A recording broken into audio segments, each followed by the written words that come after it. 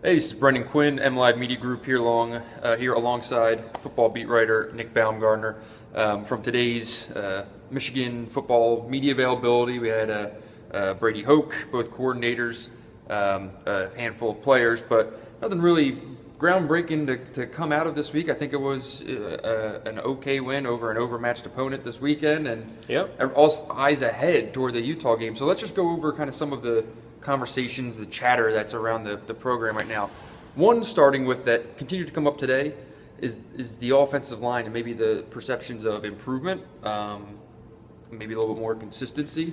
Where do you fall on that in terms of how much different is it than last year's debacle? I do think debacle, right? So I do think it is better because what you're saying is you're comparing what it was at the end of last year, which was, in my opinion, just a total disaster. And to this point, I wouldn't call them good up front. I would call them growing. I would call them improving, and I certainly think they are because they do look better. I mean, people have to remember now, even when they played against Akron and UConn, they struggled to run the football. So they struggled with tackles for loss, in every game last season. So I think from a communication standpoint and just a familiarity standpoint, I do feel like they are improving. I wouldn't say that they're like leaps and bounds better or everything's fixed by any stretch. I think they're improving, and I think Derek Green as a running back, and Davion Smith too a little bit, but more so Derek Green is seeming to be, he's able now to sort of kind of pinpoint the areas he needs to fix, and he seems to be better at them week to week. So far, small sample size, but I do think that area of your team is improving. It's nowhere near where it needs to be to be competitive in the Big Ten, but it does seem to be getting better incrementally. Right. Defensively, when you look at the matchup that's ahead, I'm very curious to see. This is a high-scoring, high-powered, fast-tempo Utah team that ranks amongst the best teams in the country in almost every offensive category. It's only 2 games they played, but whatever. It is an established program that plays this offense. In terms of the defense being able to play in and play out, not make a mistake, that's the biggest key when you're play a team that has this style. The consistency. Where do you think they are in terms of being able to sustain that for 60 minutes and not let them put up 35, 40, 45? Yeah, we're going to find out because more so on the secondary than the front seven. I think the front seven's fine. I think the front seven's actually playing very well. Their defensive line is playing very well. Linebackers are kind of settling in. And they played well against Notre Dame, for being honest. But the corners are still sort of the biggest issue. And that is where you can get burned on some of these big plays. We saw it last year even when they played Indiana and let up 47, 48 points, whatever it was. When you're going up and down the field and giving up these big bombs all the time because you're not going to be able to get a ton of pressure. The ball's coming out fast, or they're hurrying. You're probably going to play a lot of nickel. So the defense is going to have to keep them in the football game because I think that it's just going to have to be Michigan's going to have to find a way to slow them down and then offensively possess the football and take the air out of the game and slow it down.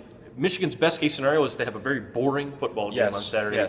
If they can do that and it's boring and nobody really makes any huge mistakes and they win this thing 24-20, they'll be thrilled. Absolutely. And staying on the field offensively. You can't, if 3 and outs can't happen in this game. It'll be quick and ugly if that's the case. You talk about the secondary. I know you broke down the game yesterday, went over Saturday's game with a lot of focus on Jabril Peppers finally playing sustained snaps. What'd you say? Yeah, and finally playing an actual corner spot. He wasn't playing in the nickel. So basically what I saw was a guy who athletically and fundamentally and just instinctively really knows how to play this press coverage. And Miami attacked him right away. Went in the game second quarter. They throw 6 passes at him in the second quarter. They got 1 on him and then 1 4-yard pass. So I think overall throughout the game it was they were 2 for 7. I broke down against Peppers for 20 yards, which is pretty good because for the rest of they got a few chunks on some other guys. He's staying with guys. He seems to be that's the press coverage and the aggressive play. That seems to be his bag and that seems to be what he's strong at. I look at everyone else, and Raymond Taylor we don't know because he's still hurt, and we don't know when or if he's coming back, whatever the case may be. When I look at them right now, it seems to me that the play has to be Peppers and Jordan Lewis have to be your outside corners, and Blake Countess has to be your inside guy because Jordan Lewis also, like Peppers, his strength seems to be playing aggressive. He had the pass interferences against Notre Dame, but the positive for him was he stuck with it and didn't let that hinder him, gets the interception there.